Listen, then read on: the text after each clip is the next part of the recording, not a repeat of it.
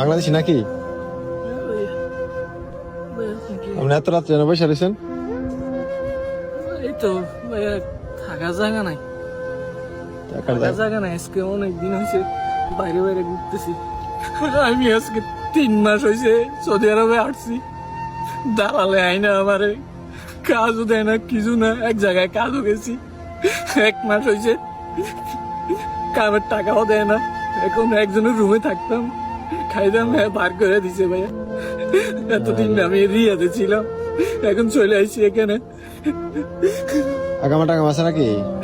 আকামা দেয় নাই, দালালে বলছে 3 মাস পরে আকামা দিব। 3 মাস পার হয়ে গেছে, এখনো আকামা দিছে না। তো খাওয়া দাওয়া করছেন রাত্রে? না ভাইয়া, এই দেখেন আমার কাছে 5টা টাকা ছিল, তো সকালে কি খাবো? এই দেখেন কবুজ ভাইয়া, একটা কবুজ খাইছি আর এই কটা কবুজ রাখি রাখছি, শক্ত হয়ে গেছে ভাইয়া গরমের মধ্যে। তো আপনার কাইন্দেন না, কাইন্দেন না।